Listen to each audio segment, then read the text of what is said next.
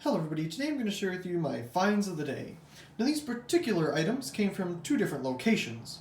This first item here came from one location, and the rest came from a different location. This one came from a restore, and the rest came from a surplus and salvage place. So, right here, I guess we'll start with this one since it's all by itself. This is a Philips 17 watt Earthlight bug-away bulb, and what caught my eye about this is, first of all, the older Earthlight packaging, the fact that it has a little window here to see the bulb inside, some information on the back, the side, but what made this even more interesting is the design of the tube in the bulb. So, first off, you'll notice it's pretty spaced out. And I believe this is the same type of tube that they used within the preheat CFLs of the time, so that the ballast could fit in the center, for example. But obviously, being an electronic bulb, that's no longer needed, but they could still use the equipment to make bulbs like this. Now, I do believe I have a bulb without this cover on it in my collection. I think it was just like a home, it says home on it or something like that. That was a used bulb. I do have a regular version of one of these that is not a bug bulb, that has the same style as well, just like the home thing. Same type of cover, except it has slits in the side so that the bulb can breathe. So here's yet another version. This one has a completely covered bulb, and I'm guessing that is because if it was, if it did have slots in it, bugs would collect in the inside, and it wouldn't have the effect of the yellow anymore, because some of the normal light could get out. So Philips bug-away, 17 watt, made in Mexico, and some caution information on the back. So a pretty cool bulb. I really like the design of the tube. Very cool. Go ahead and put that back in its box. That'll definitely be getting its own video. Next up is something that I have been looking for and wanting for a very long time. This is a GE Genura. I don't know if that's how you pronounce its name, or how you pronounce its name really, but it's a very interesting bulb. They call it an electronic compact fluorescent lamp, but I believe it's an induction bulb, one of the first. Could be wrong there, but I think it's an induction. I've also seen pictures of it, so it could also be one of those like a TV tube, for example, where it has the wire around the side and, showers the electrons onto the face to make light. I think it's either one of those two. It's either induction or the TV tube concept. But anyway, it's a very cool design bulb.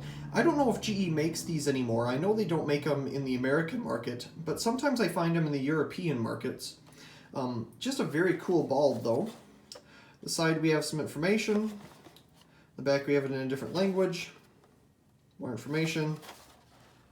Bottom, it's just some extra stuff. There's a top. Now, I don't know what any of that means, but it doesn't matter. Let's take it out.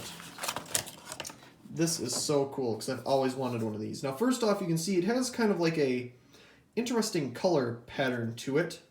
I don't know much about that, but it does have a bit of weight to it as well. It's 23 watts. It's definitely very bright when it gets turned on. Made in Hungary. What did it say on here? I don't know if it said anywhere in there where it was made. Not for use in luminaires controlled by a dimmer. That's obvious. I believe there's somebody online who has one of these that took it apart, and you can see inside how this works. Now, the bulb itself is probably about this deep, and the rest of it is the electronics to make it work. The more and more I think about this, I think it is more like a cathode ray tube, a CRT, works. I think it's more like that. But it might be induction. I really can't remember. But a very cool bulb. It'll definitely have its own video. And when that own video comes out, I'll definitely have a little bit more information on how it actually functions. But it's a very cool bulb. I think I looked up on eBay. There's one of these, or a bunch of them being sold for, I think, like $30 a piece. Insane. I got all of these items plus an extra one of these for $10, so I'm not complaining. These three little things here are pretty neat. I've known of these at this place for quite a while, but I never got them. They're little neon bulbs, as you can tell. And at the top they say CM, 1 watt, 210 to 250 volt, NE 56. So the reason I didn't get them the first time is because they were 210 to 250 volt, and I was like, well, what are you going to do with that? You know, we're 120.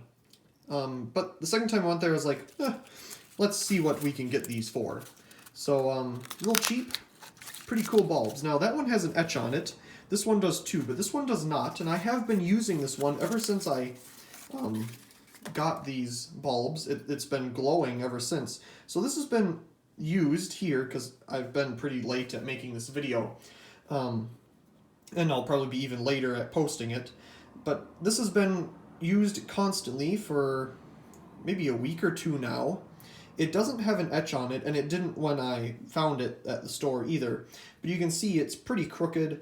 It's not in there perfectly straight, but it has absolutely no, issues. You can see these little spots on it. That was like that when I found it. I think it's something with the glass, but it's absolutely no different than the day I got it. And it does work on 120 volt. Obviously, it uses less power, and hopefully doing that will make its life extend more too. I don't know. Next to it, it's getting darker outside. Next to it is a Sylvania Lux, or Unilux lamp, as they call it. As soon as I saw this, 215 watts, I knew exactly what this thing was. This is a mercury vapor retrofit bulb. So this would go into a 250 watt mercury vapor fixture and convert it to a 215 watt high pressure sodium fixture with no extra changing of the wiring at all. You just put this bulb in and it works.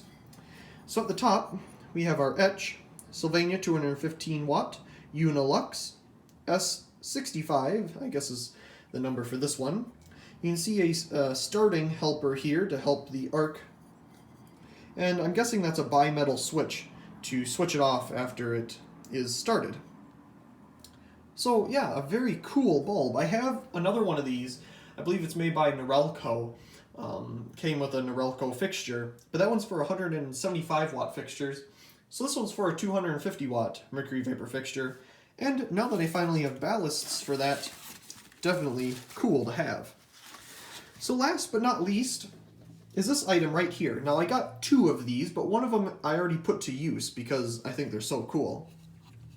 This is a Supreme Corporation 13 watt PL fluorescent adapter with a glass globe. You can see inside the fluorescent tube, the glass globe comes off like this, and it's the same glass that would have been used on an incandescent bulb. It's literally just as thin. I'm not joking. But this yellowed piece of plastic here, you'd think, well, it's yellowed, so it's probably going to break really easily. No, not at all. It is very strong, so they obviously designed this plastic to yellow, because, well, it yellowed, but to not break after it yellowed, not become brittle, because that's literally all that's holding it on to this ballast. Now you can obviously see this bulb here, which is a Sylvania, is coming out of its base, but if you just shove it back in there, it works just fine, and I mean, it works fine too if it's going to hang like that. The other one has the same problem with the bulb hanging out like that, but it doesn't really matter because it still works. So a pretty interesting adapter. There'll definitely be a video on that. What I wanted to say about it though, you can see it click in. There, it clicks in. Now it sounds like something breaks every time, but it doesn't. There was two of these, so I got both of them. I have two of these bullet type fixtures, and they fit in there perfectly. Like, really well. They fit in there like a charm. And that's where the other one's being used. It lights up our stove downstairs. Perfect. So anyway, I really do hope you enjoyed this Finds of the Day video. These are some pretty cool finds, especially this thing, and that thing, and that thing, and well, they're all pretty cool. Anyway, once again, I really do hope you enjoyed, and also please comment, rate, and subscribe. And thank you very much for watching.